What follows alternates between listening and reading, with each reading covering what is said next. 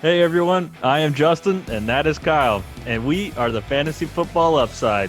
All right, Kyle, today we're running through our top overvalued and top undervalued players in 2020.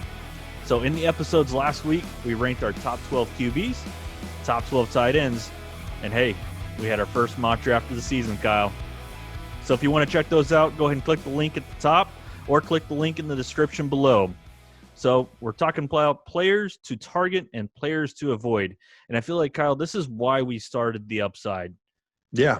We want you guys to find out the information that'll help you win your leagues. So I need you to do me a favor. Go ahead and click that subscribe button, hit that comment, tell us what you think, and then we'll help you out to win your league. So we're going to upload every Tuesday and Thursday during the off season. And we're going to have some special Friday episodes. We're going to be doing a lot more mock drafts as we go along. I know that's what you're looking for. That's what we're going to do. So once that fantasy season gets going, we're going to have some more episodes coming. So first, Kyle, I think we have some fantasy news. What you got? Yeah, we're going to do a quick bit of news here. This is pretty crazy stuff, and I want to get what your read is on this, right? Yes. Dalvin Cook has announced basically through Adam Schefter today that he plans on holding out. That he said he, quote, there's a source, and usually I think the source is either the guy or his mom, right? Or his girlfriend or something. Right. Says he is out and he will not be showing up for camp or beyond without a reasonable extension. So they don't have any money, right? They just gave Kirk Cousins an extension, and I'm sure that it's fully guaranteed. So what are your thoughts on that? What do you think the ramifications are? Where do we go with him in the draft? Right. I mean, best ball leagues are drafting right now, right? So What do you do with that? He's got to tumble way back now, right? He does. So, I always try to avoid those holdout, especially running backs. Always seems like some sort of hamstring injury comes up on those holdout players. Always. And, we talked off air, I think, previously, and I think I mentioned contract player. Dalvin Cook is one. You've had shares in him. He's a heck of a player. It's just if he holds out with his injury history, that might be one of those you may want to avoid, especially in the first round, especially if he's not under contract or, signed a new one. Yeah, I mean, I think it's scary to try to draft him in the first round if you're doing best ball right now. Yep. I mean, there were a lot of people who took a risk last year drafting Zeke in the first round. I know that in our main league that we had somebody in our league take him in fourth, Zeke. But the news was that morning it sounded like he was coming into camp. It was the last possible moment, but he was lucky he didn't get hurt, but he wasn't up to speed for a couple weeks.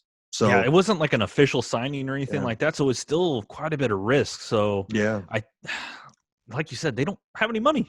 Well, not only that, Dalvin Cook has a major injury history. Exactly. So, this is like for fantasy purposes, this is a really, really big risk, really big issue, I think. I mean, I like Dalvin Cook. I like the scenario that he's in. I think it's perfect for him.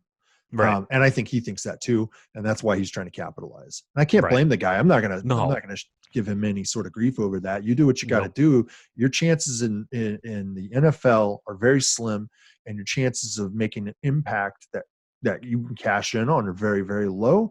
And as a running back, you got to hit while the iron is hot, man. You really do. So I can't blame him for doing what he's doing. You got to move on, though. You got to we're going to have to move on from him a little bit. All right, so let's get into the meat and potatoes of this episode. We're talking about our top 4 overvalued players and our top 4 undervalued players. We're doing 4 each, 1 in each position category. So 1 QB, running back, wide receiver, and tight end in each overvalued and undervalued. We're going to run through the overvalued first, and Justin's going to give me his first one up. We're going to talk about our quarterbacks. What have you got for me? Well, this may not be a popular pick for some fans out there, and my first one is Aaron Rodgers. So, go back, go! I put the thumbs down. Yeah, I mean, this one. What is it, like single tier, right? But I have to agree. Yeah. So I mean, Fantasy Football Calculator has his ADP as QB7, going 4th pick in the 6th round, sir. That's Yeah. not quite what I have him. I have as QB 13, 11th pick in the 11th round. I think that's where your value is. He finished 11th last year, and I mean, there's no reason to think his numbers are going to improve. His I'm offense didn't. surprised. I'm surprised he finished in the top 12. I Yeah, am actually. yeah. So like I'm not there on him this year either. It's a run-heavy team. Seventh is yeah. It's a run-heavy team, and they didn't do anything to add any kind of pieces, real pieces, I think, to help him. So I just don't see how. I mean, I'm a big fan of the player. It's just I just don't see it, man. What do you got? You know, I'm staying in the NFC North. It is Uh-huh. a division right now that has some decently high highs and some really low lows. And one of those low lows is someone who is being overvalued, in my opinion, and that is Kirk Cousins. He is currently QB 14 on Fantasy Football Calculator, going in the 9th round, 11th pick. I've got him as QB 20, 13th round, 2nd pick, and he's just not on a team that's designed to really maximize what he's doing, what he can do. It's a team that, again, like you said, with the Packers, they want to run the ball. Mm-hmm. Yeah, Dalvin Cook is possibly going to hold out, so maybe that changes a little bit what I'm doing here. But Madison played pretty well and some snaps last year. Yeah, he did. And Kirk Cousins, he loves to throw the deep ball. He's just not super accurate with it. And he lost the guy who made him look accurate. Yeah. Stephon Diggs. So he got Justin Jefferson. It's going to take him a little while to get moving in that offense. Right. He could have a DK Metcalf type of rookie year where he comes on toward the end of the season a little bit, but I'm just not seeing it. This is not my Packers bias playing in. This is like, I've never really been a huge fan of Kirk Cousins. I've always thought he's a mediocre, middle of the road guy. Mm-hmm. And to get him sneaking into that territory where you're talking about him possibly being a QB1, no, don't do that. Do top not 10 round pick. No. I mean, there's so much value that's still going to be there in the 8th, 9th, and 10th round, in my opinion, at QB. Yeah. We've talked about that. Yeah, I mean, Lamar Jackson was probably drafted behind Kirk Cousins last year. Oh, yeah. He was drafted behind this position. He was probably drafted 13th to 16th round for a lot of people. Right. So you can find value. Yeah, people are kind of getting wise to the dual position, like QBs, the dual position running back, that sort of stuff. But don't do it. Kirk Cousins brings no upside for you. He really doesn't. And there's been some loss in that offense on the side of the ball that he benefits the most from, scores the most from. I mean, that there's a lot of vacated targets in that offense with Stephon Diggs gone. There's a lot of vacated TDs in that offense with Stephon Diggs gone. That's a real big hole to fill. And Justin Jefferson and Adam Thielen aren't going to cover it. Kyle Rudolph isn't going to cover it. They're just not going to. So it sounds like you're not a big fan of you like that. You like that? No, I don't. I didn't. No, actually, no. I think what I've stated says that. Yeah, I think it's kind of comical. Go, Kirk, just stick to undercooking chicken, and we'll be okay. I don't know if you get that reference or not, but he did like some special one time where he showed his grill and pulled the meat off, and the chicken was very clearly undercooked. Yeah, I'm sure that the Cousins household did not feel well that night. No. All right, Justin, let's move on to our overvalued running backs. Let's get into this here. Who do you have for me?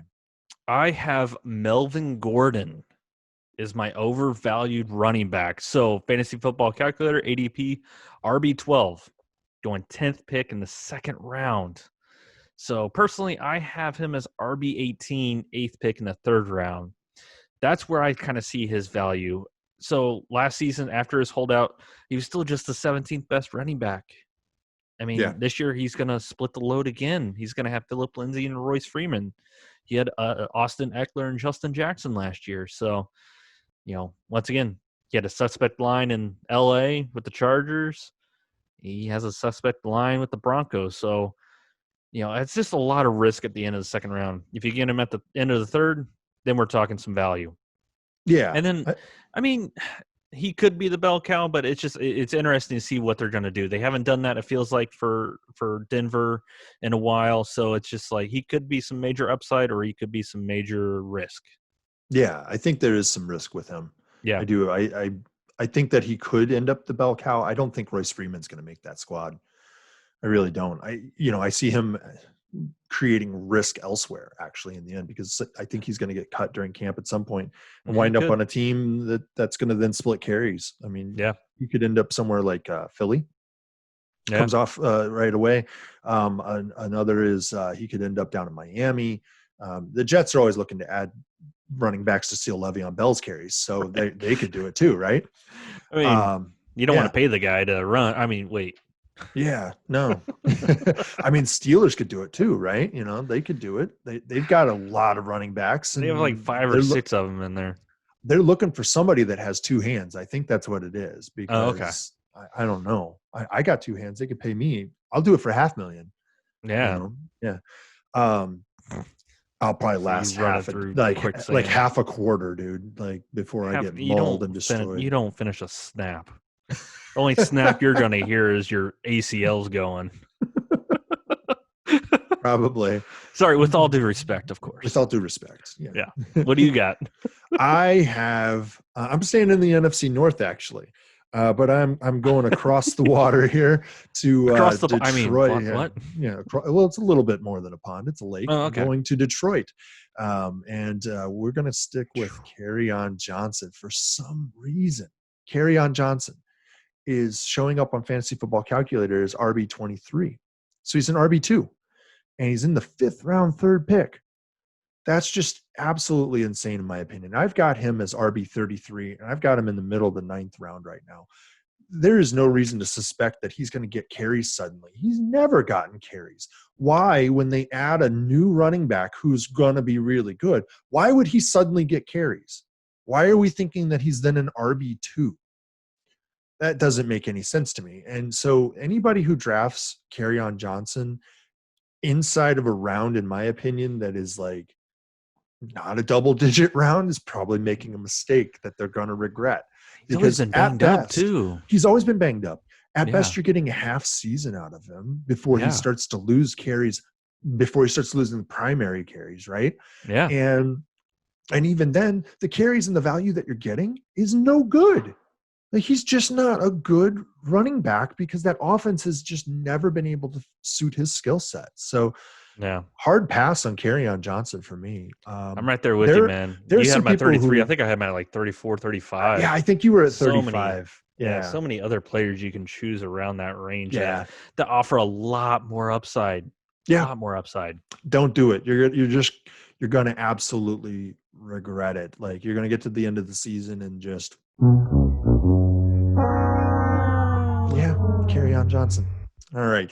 So let's move on. Don't be that. Hey, you know what? Don't be that guy and pick him there. Don't be that guy. Don't be that guy. Don't be that guy. Yeah. All right. So let's move on here to wide receiver. We've got yours for overvalued wide receiver. This one I think is going to be surprising because this is a hot pick. This is a really hot pick. And you and I both have an opinion on this guy that is the same. Who you got for me? Speaking of don't be that guy, I kind of wish I was this guy just for how he's built like a Greek god. But his name is DK Metcalf. Fantasy Football Calculator, wide receiver 12, 10th pick in the 3rd round. I am not near that, and I don't think you are either, like you just said. I have him as wide receiver 30, 10th pick in the 6th round. And here's what he was the 32nd best wide receiver last year. Yes, he kind of came on at the end of the season, but that doesn't make up for what he did at the beginning of the season. I like his potential, but 12th is just way too high as a low-end wide receiver 1, top-end wide receiver 2. You are counting on those guys to produce week in and week out, and he just hasn't shown that yet. Yeah. And especially, he's not even the wide receiver 1 on that team yet. Yeah. I mean, if we're having this conversation next year, he's not making this list. I think he is that good that he is going to be consistent. I just don't think it's going to be this year yet. And that's why, I mean, Lockett is still the number 1 on the team. Yeah. I think that when you're, I think a lot of people are looking at, okay, who's going to get that year 2 breakout, right? Because wide receiver, year 2, running back, year 2. Although I think a lot of the running backs in year 1 show who they are. Wide receivers in year 2, you're looking for that guy. That's where the upside is in wide receiver often. The easiest upside, like that upside that you can find that everybody knows where to look, is wide receiver 2nd year. You're looking for that breakout. And I think that people think that DK Metcalf is going to have that breakout. The problem is that they're paying up for that breakout, and there's really no reason to suspect that that's going to be a true breakout. He's got competition on his own team. When a guy's going to have that year 2 breakout, usually they don't have a premier guy who's getting the work done. Right. So there's an opportunity. It's not just about the skills, the talent, and the capability. It's about the opportunity. Yep. And DK has got skills, talent, and the capability. He doesn't have the full opportunity. Even if you believe, let's say that you think he's going to pass Lockett on this depth chart somehow, magically, right? He's going to gain the trust of Russell Wilson. Who? And who? Russell Wilson? Russell Wilson. Yeah. Even if he's going to gain the trust of our friend Russa, he's not going to pass Lockett in the end. And he's also going to have the trouble of Pete Carroll doesn't want that ball thrown. He wants that ball handed he's up. going to have flashbacks if he does. Yeah. Well, no, that's why everybody gives him so much grief, is that he's a running coach. Yeah. So, yeah, I think you're right on that. I think a lot of people are gonna be hating on it, though. No, what do you think? I think they're gonna hate up it. next here. I've got our friend Deebo Samuel. All right, so I've got him wide receiver 32. A lot of people are gonna disagree with that. Right now he's fantasy football calculator wide receiver 17. He's going 5th pick, 4th round. I've got him 1st pick, 7th round. So a lot of people are reaching up there for him, putting him in the top middle of wide receiver 2, looking like he's going to sneak into wide receiver 1 territory. I just don't see that. How is that possible on the team that runs the ball the most in the league and calls the fewest pass plays in the league, right? And he's not even the best receiver on the team. Yeah. Well, receiving option, I should say. Yeah. No. Yeah. It's your love interest, George Kittle, right? We don't have time for this. This is beautiful. What is that? Yeah. Just thinking to yourself in your own head. What is that? Oh, yeah. Yeah. That's what I think whenever I see his locks, flowing locks. Yeah. All right. Tell me more about Deebo Samuel. I always said George Kittle. That's how much I think about him. Yeah, that's how much you think about him, right? So the problem with Deebo that I have is, again, this team does not want to throw the ball. This is a low upside opportunity. Yeah, he's wide receiver 1 on that team, but Pettis was wide receiver 1 the year before. For all we know, Ayuk is going to be wide receiver 1 this year. There's just no telling what's going to occur here. It changes from year over year. Deebo Samuel is a special talent. I'm not going to deny that. He is perfectly suited to do what he's asked to do. I just don't see him being that valuable that you should pay a 4th round pick for him.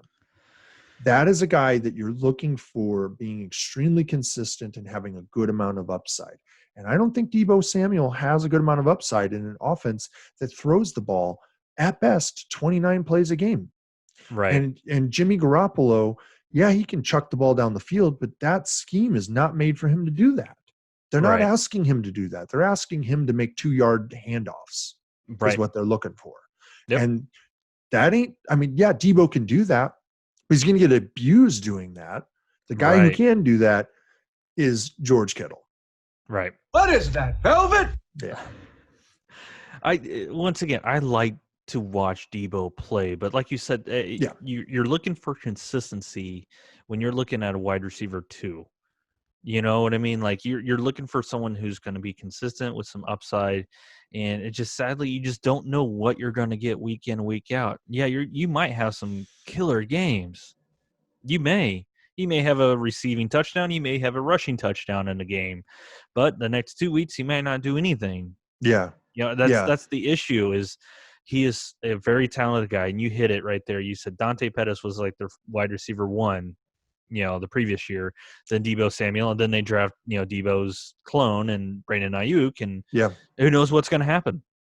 Yep. I'll tell you, I was looking at some numbers on Deebo earlier, actually, and I was pulling up his game log from last year, and I just don't see. Look, okay, so about week 7 or 8, his numbers, well, 7 they were on bye, but around week 8, his numbers of snap share started to jump, right? That's what people are relying on, is that his snap share was going up, but his routes actually held fairly level. So they didn't really change just because he was on the field more. They were asking him to block more. You know, this is like he's a damn good like run blocking wide receiver. Yeah, but that's like drafting Alan Lazard as a wide receiver too. You're not going to do that. It's a good blocking wide receiver in an offense that's the same as the Packers offense. Like, he's asked to block. He's not proven that he's better than that. Not only that, the red zone targets that he was getting went down. And he also wasn't catching them as often. So when his snaps went up, wow. Yeah, his snap share went up. His red zone targets went down. His routes run held roughly steady, and his receiving yards did not explode like you would hope with somebody who's suddenly at 90 to 100% of snaps and going out on 30 routes. Why is he only turning in 29 yards and 1 catch?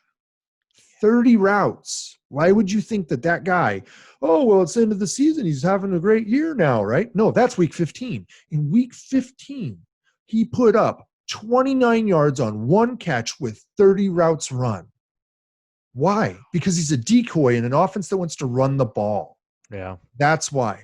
He gave you, in the last 8 weeks, 9 weeks, he gave you 2 weeks inside of wide receiver 2 territory or better. He was wide receiver 3 or worse every other week. So why then is it that everybody's so hot on him? Because the 49ers looked great. Yeah. They destroyed the Packers in the playoffs. Yeah, they did so by running the ball. His snap share went up because he was blocking. Yeah. That's why. His routes didn't go up. I mean, he ran 15 routes in week 12. He ran 20 routes in week 13. In 16, he ran 23, and in 17, he ran 17. He had 2 weeks where he eclipsed those numbers. And in those weeks, he didn't get any passes thrown at him, basically. He wasn't catching the ball. So, I sound a little bit crazy because I think that Debo is going to be pretty trashy this year, and you're going to pay up, and you're going to lose for it. Yeah. Don't be that guy. Disagree with me all you want, and I love our drop that we've got for him. Debo! I want to talk about the guy, right? Right. But I don't. I gotta go watch Friday. Thank you. Yeah, but I don't believe that offense is gonna pay up for you if you pay up for him. So, all right, we can move on here. I've already beaten that one to death several times, I'm sure. All right, let's go on to tight end here, Justin. Who do you have as your overvalued tight end? I have Dallas Goedert. Fantasy Football Calculator has him as tight end 13, 12th pick in the 10th round. I have him as tight end 16th, 9th pick in the 14th round. Once again, all these players that we're talking about are amazing at what they do. It's just looking at where people are drafting them and where their value lies. And for him, I just don't really see him. He's like a late round, late draft flyer, really. And that's why I have him very much towards the end of the draft. For one, like, the wide receivers should be back and healthy. Him and Zach Ertz were forced to be the receiving options on this team. Deshaun Jackson went down. Alshon Jeffrey went down. Greg Ward went down. All those guys went down. They're presumably healthy now. We'll see if that runs true, but they did bring in Jalen Reagor in the draft, the first round. So I just think they might not rely on 2 tight ends, and if they're going to have one of those to perform, it's going to be Zach Ertz out of those 2 tight ends. So that's why I just don't really see him as much of a draftable player, in my opinion.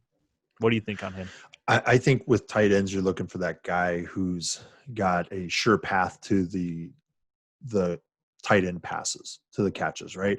Like, you want the guy who is not going to be dealing with somebody else in front of him. He's not competing for passes. You want an offense that's clearly going to either focus on the tight end or at least make the tight end an integral part of the pass game. Right. And I think there's plenty of those guys ahead of Dallas Goedert that you're going to be able to grab. The only reason you would draft Dallas Goedert, it blows my mind that he's tight end 13 currently. The only reason you would draft him is if somebody in your league started grabbing up tight ends, or a couple guys drafted 2 here and there, and before it got around to you, or before you realized it, you missed out on the depth. But I think what ends up happening usually is that the names that everybody knows get run on, and then you can just sit tight. Don't get drawn into that run and then grab Dallas Goedert. I mean, He's got a name too. He does. Well, I mean, he's a Goddard. Yeah, well, any tight end named Dallas is amazing, right? Right. But he's Shout out actually Dallas a really yeah. That's why I said it. He's just an want to make amazing. sure everybody knows. He's an amazing. Yeah. Okay. But he's like an amazingly physically gifted guy. Yeah. And so he's got all of those intangibles and everything like that, and you're looking for him to break out and finally overcome Zach Ertz. And I think that's what maybe people are sort of looking at and saying is that, Zach Ertz is finally going to break down and they're going to, Wentz is going to start throwing it to Goddard instead. Goddard's been in the league for a couple of years. Ertz, he hasn't shown any sign, in my opinion, of really truly slowing down. Yeah, he's been hampered by injuries, but Carson Wentz hasn't shown a willingness to go to Dallas Goedert. So right. I would, in that offense, if I'm drafting a tight end, it's Ertz, and I'm not reaching for Ertz, which is what would be required. So that's not who I got. Instead, I've got overvalued at tight end. This one kind of blew my mind. I've got OJ Howard. For whatever reason, he's tight end 11 on Fantasy Football Calculator. Is that real? Yeah, is that real? Yeah, I don't know what's going on with that. He's the 6th pick of the 9th round. I mean, you're not paying up terribly for that, but he's not a tight end 1. He's not. Anytime he's been featured in an offense as tight end 1, he's done nothing but show you that his hands come without fingers.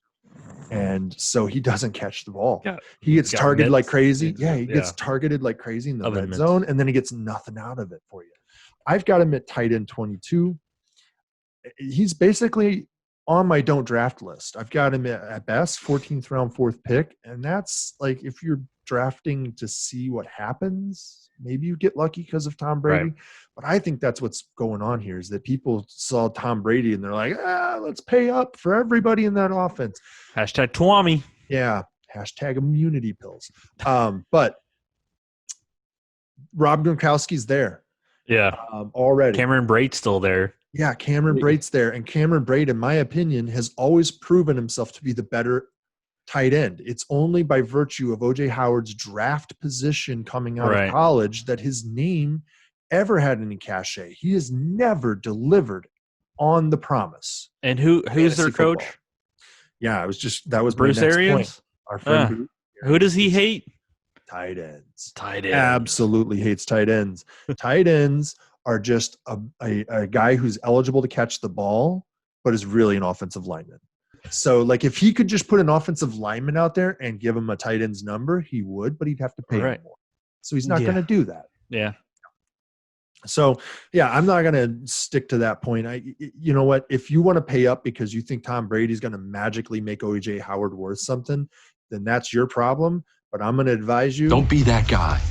Don't be that guy. Don't be that guy. Do not be that guy. I don't think this guy – I don't think he has any value until he gets traded. If he gets traded, he may have some value somewhere. He is talented, but it's just like he hasn't really done much with that talent. Are they putting David Njoku up there? Because David Njoku and OJ Howard are the same guy. They kind of feel like it. First round picks, and then just haven't panned out. Just never panned out. It's disappointing. It really is disappointing, because you want these guys to be so successful because they have all the physical gifts, right? I sure as heck don't have any of those physical gifts. So, like, I wish they could do it. I don't think you had to tell the audience that. No. Hey, they don't know. They don't know from here down. I could just be a Greek god too. I could be DK Metcalf from here down. So, all right. Yeah, from right about there down. Keep it light. All right. So we've gotten through all of our overvalued players. Yep. Those of you who have stuck around, you're going to get the meat and potatoes. This is where the upside really comes in. This is why we call ourselves the Fantasy Football Upside. This is what you want. This is why you're here. This is what you're here to draft. Yep. All right. So, Justin, you've got a QB as your undervalued player. I don't know if I buy it, but what do you got for me? Okay. I think that the margin of difference here, I think you're looking at a tier break possibly. I've got him on one side of the tier, you've got him on the other side. But right. yeah. His name is Mr. Cowboy Dak Prescott. So Fantasy Football Calculator has him as QB6, 12th pick in the 5th round. I personally have him as QB3, 11th pick in the 5th round. You might be thinking, well, Justin, that's pretty much the same, draft slot. I always wait on quarterbacks. Hence, okay, at this point, you probably are drafting your QB 3, 4, 5 finally after this pick. So there's no reason to think he's not going to finish as a QB3 or better. Like, he finished 3rd last year. And guess what? Hey, let's go ahead and add CeeDee Lamb because he falls in the draft to replace Randall Cobb. I mean, everything else. That's an upgrade. It's an upgrade. That's an upgrade. Yeah. I mean, that's some upside right there. Mhm. That is an upgrade. Yes, he loses his center, Travis Frederick. He retires early. So that does hurt, but I mean, he's playing for a contract. Yeah.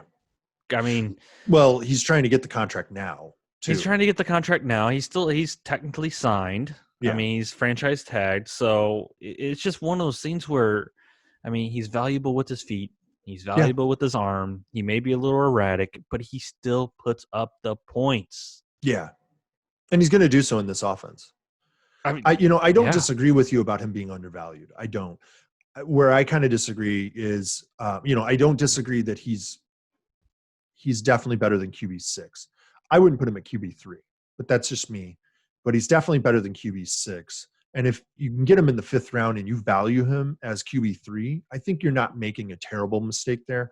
It's not what I would pay for a QB, but if you really want, like if your league is one where, really good QBs are hard to grab, then maybe that makes sense. Maybe that makes sense for you. I don't know. It depends on how you want to build your roster. I know that you and I both, we say that you really shouldn't be doing that, that you should look for the upside in the positions that are not scarce. So, I don't wholly disagree with you, but some aspects of it I would pass. So, all right. So what do you got? That what we got on Dak, on Dakota? Good old Dak. Yep. All right. So I have Matthew Stafford. You want to win your league this year? Grab Matthew Stafford way in the back of the darn draft, and you're going to be screaming championship.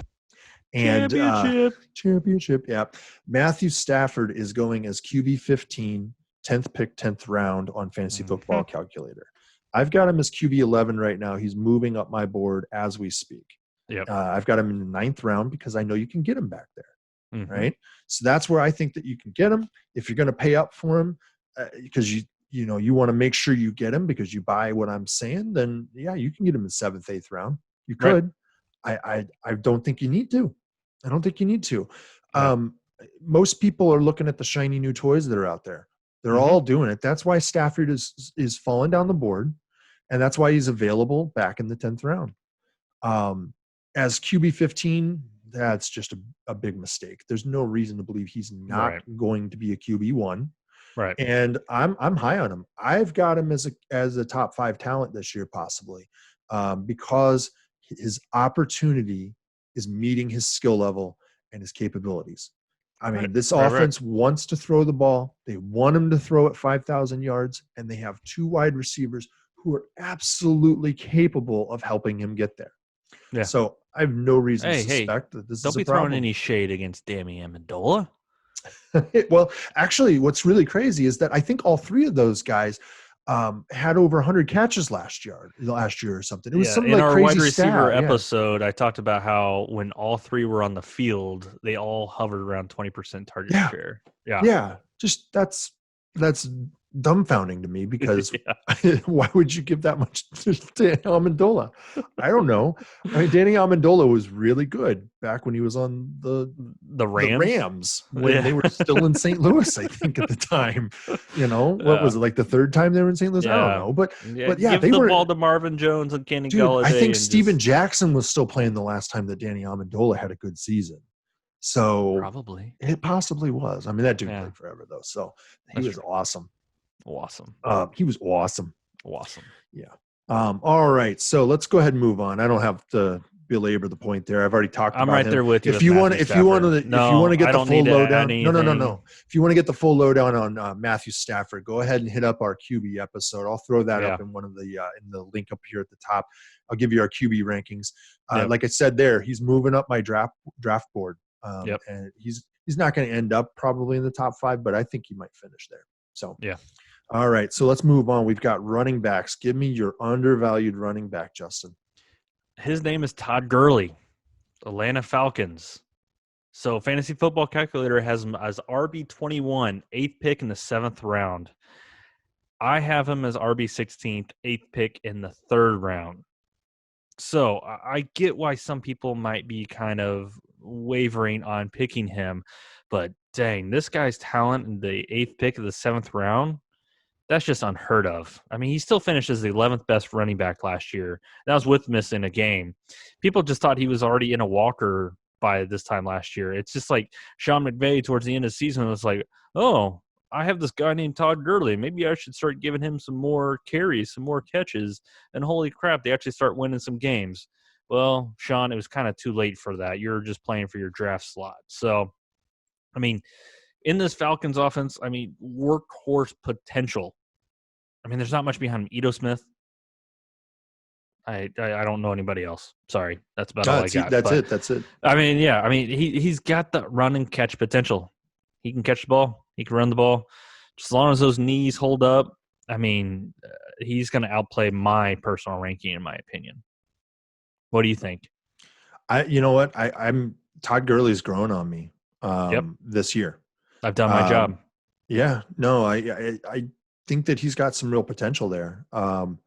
And I think that offense is one that he can be successful in. The more I look at it, the more it seems to me that he is actually particularly well suited for that offense. And that offense is it's aching for somebody like him. Yeah. They've been missing it since they let Tevin Coleman get away from them. And then Devonta Freeman was just, I mean, that's basically Jamal Williams, but like had a year of success. Shoot, it's somebody looks looks like Steven Jackson. Whenever he was kind of in his twilight of his career, he was still putting up some dang good numbers with the Falcons. Yeah, so this is an offense that I think is going to end up fitting him pretty well. The problems that they've had have been the run game and that offensive line haven't really matched up well for the last few years. I think that part of that is that the running backs that they've had haven't really had vision. Tevin Coleman, one of his real skills was, and you know this because you went to IU, right? Yeah. And Tevin Coleman, one of his real skill sets coming out of IU was that he had field vision and he could make that cut and he could see that hole before it really fully developed and he could get there to it because he was a quick first step guy. He didn't have speed that was going to blow you away. He wasn't going to knock a guy over, but he was going to get around somebody if he could get there first. And that's Todd Gurley. Todd Gurley is a one-cut guy. He's a great field vision guy, but he also has that speed, right?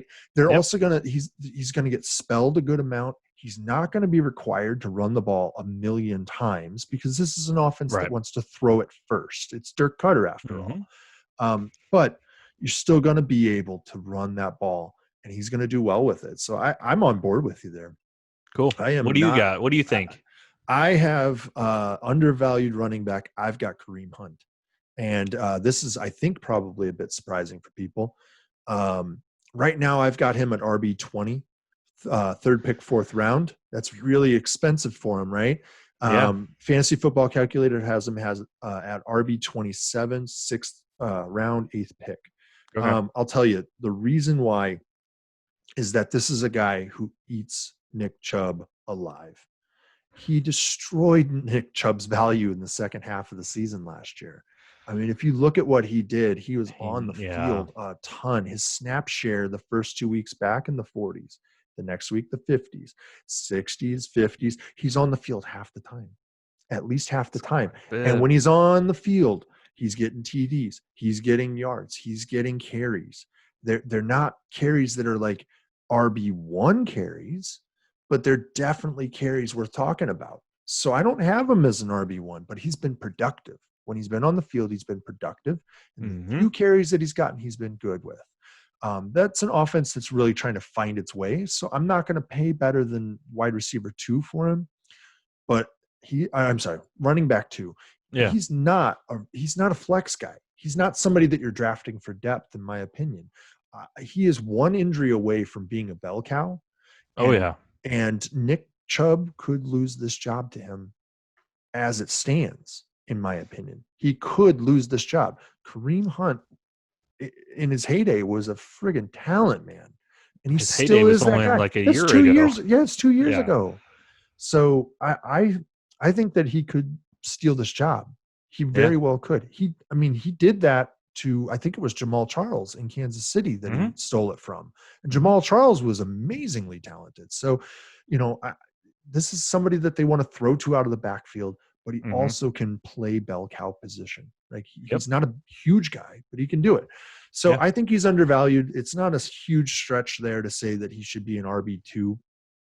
And so if you can get him in the back of the 5th round, you're not reaching that much for him. And, top of the 6th round, you're not really reaching that much. And so you could ultimately end up with somebody who's going to get you RB2 value there. And you got him at a time when you're looking at wide receiver 3, running back 3. So that's not bad. All right. So Justin, let's move on to our wide receiver. Who do you have for me?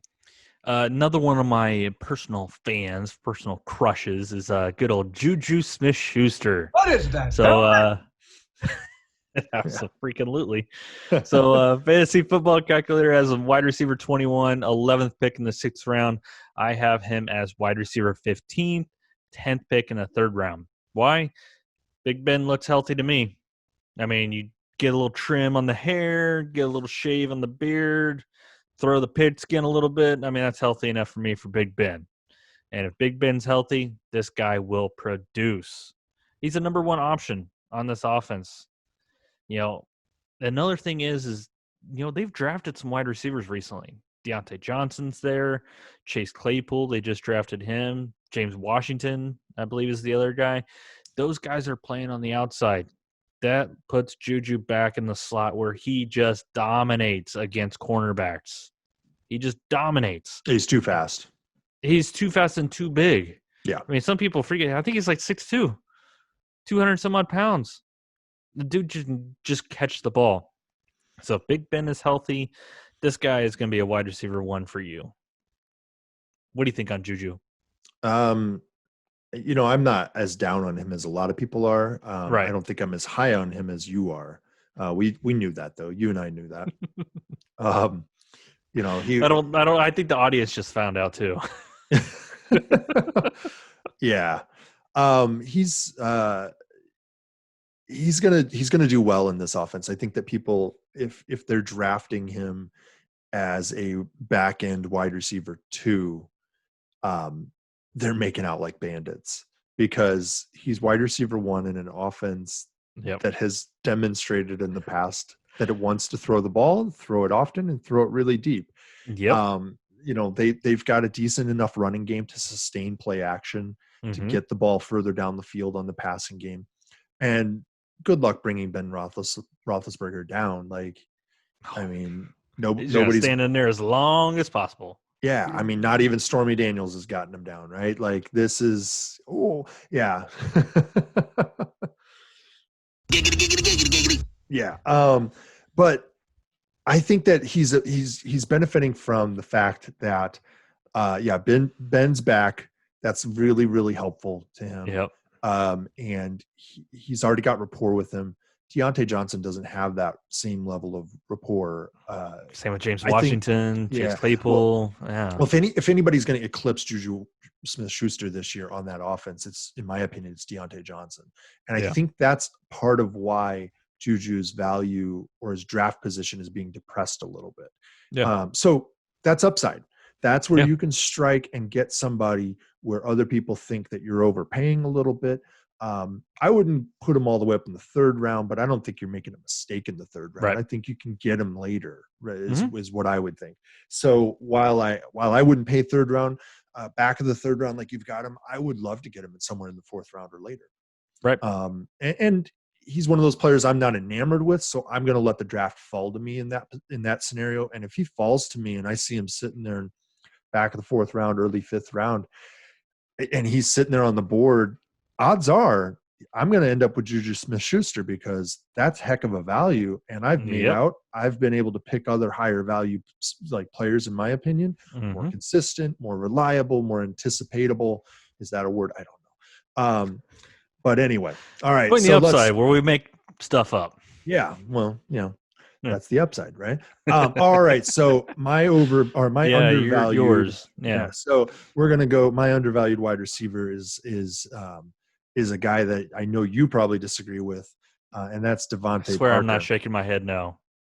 To the people listening on the podcast, I swear I'm not shaking my head no. Not at all, right? No. So, well, but I think you can agree with me that he is undervalued where he's being drafted. He's going wide receiver 33, second pick, 7th round. I do not think he's a wide receiver 3. No. He's just not a back of the pack wide receiver 3. Why? Why would he be the back of the pack wide receiver 3? Because Tua is going to start this job right away. If Tua starts right off the bat, it's because he's able to go to guys like Devontae Parker and hit them for money to hit pay dirt constantly. I've got him as wide receiver 13. Yeah, you probably think I'm crazy. 10th pick, 3rd round. But this guy just paid dividends last year. There's no reason to suspect he's not going to do that again. Is there no reason though? I mean, he didn't do anything the first 4 years to make you think that last year. He also got a new coach last year. He also had somebody who's going to throw the ball deep and focus on one wide receiver all the time. He still has those two conditions met. Yeah. He's got a division that had the best defense against the pass in the league. And he still destroyed them because that offense wants to throw the ball a lot to him and Mike Gesicki. They have 2 weapons on that offense. Don't kid yourself. Preston Williams is not a weapon who's going to supplant Devontae Parker. Like I told you before, like I said before when we were talking about him in the wide receiver episode, if you look game by game through the log of Devontae Parker, you cannot just look week to week. You can't figure out when Preston Williams was injured and gone because his numbers didn't change. He got like 2 passes a week more, but he was still killing it at the same level. He was, I want to say he was top 5 from week 2 on as a wide receiver. He was a top 5 wide receiver for the rest of the year for you from week 2 on. That's sustained. Look, disagree with me. Draft him as a wide receiver 2 then. Okay? Draft him as a back of the pack wide receiver 2 or a front of the pack wide receiver 3. Yeah. Just do that, okay? I'll agree with you about wide receiver 33 is just criminal. Yeah, it's terrible. And I want to fall right in the middle of there. So I wouldn't mind drafting him as a low end wide receiver 2 or wide receiver 3 with upside. I'll agree with you there. That's for sure. Because there's value there. It's just wide receiver 13. I mean, you're asking him to be a low-end wide receiver 1 with not much track record for it. He had a whole season of it. A whole season of top 5. 1 out of 5 seasons. With a different coach and a different QB. All right. This is going to turn into a Tom Brady hating podcast and a Adam Gase hating podcast. Well, yeah. He had Adam Gase and Ryan Tannehill. And I mean, there's just so much. Everybody who's left Adam Gase has had a good career after they've left him. He's an offensive black hole. Somehow he's a head coach. Well, he's a head coach because the Jets don't want to win. So that's what it is. All right. And there goes our Jets fan that was watching. Yeah, the one Jets fan, right? There's only one, right? No. All right. So let's move on here. We'll go ahead and hit our last players up here. Yes, sir. We've got undervalued tight end. What have you got? Homer. I got my Colts alert. shirt on. I got my Colts shirt on. Mr. Jack Doyle. Mr. O'Doyle rules.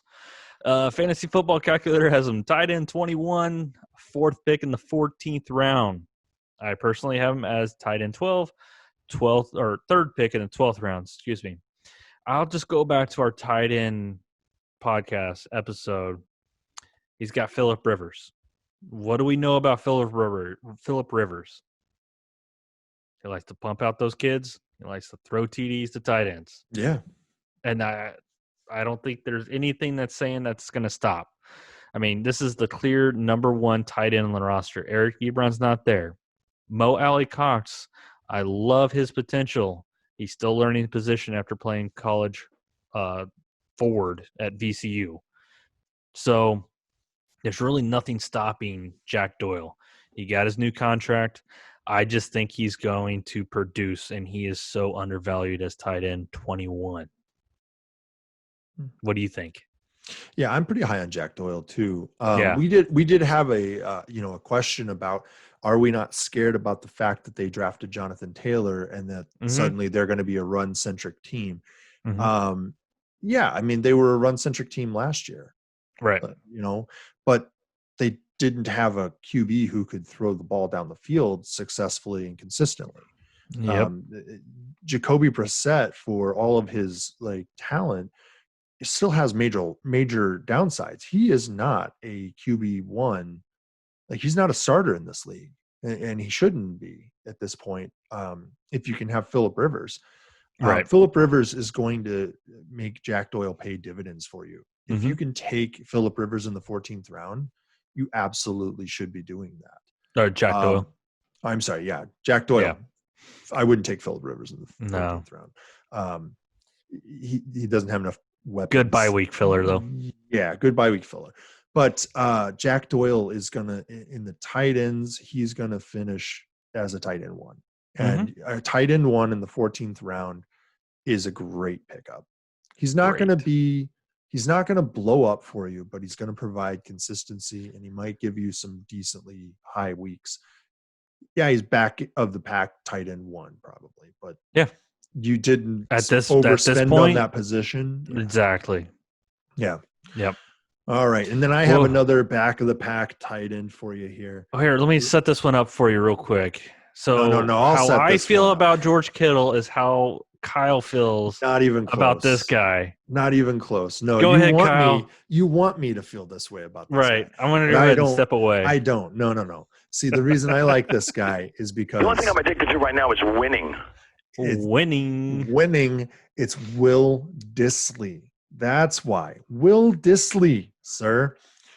He is tight end 20, 14th round, 2nd pick over on Fantasy Football Calculator. I have him as tight end 11, and I have him 6th pick of the 9th round right now. That is not terribly expensive. This is a guy who, when he was healthy last year, was a major focal point of that offense. One of the reasons that DK Metcalf is going to lose some catches next year is because of this guy. Yeah, I know. Jacob Hollister, right? Jacob Hollister did not explode into the hole that Will Dissly, the big boy, left when he got hurt. All right? He still plays out in the division that has a terrible defense against tight ends. And there's nothing that's happened that I've seen that makes Arizona any better against tight ends than they were last year. It was as though they didn't even know that they existed, and they were surprised for 16 What is this straight. TE on the roster? Do we know what that is, that is, guys? Coach, one of the linemen keeps running out there and catching the damn ball. He's lining up at the end of the line. What do you think? I thought you're supposed to do one of these little guys. Yeah, I don't understand, Coach. He's as big as one of the linemen. Yeah, the dude just produced for like 6 weeks straight. He killed it.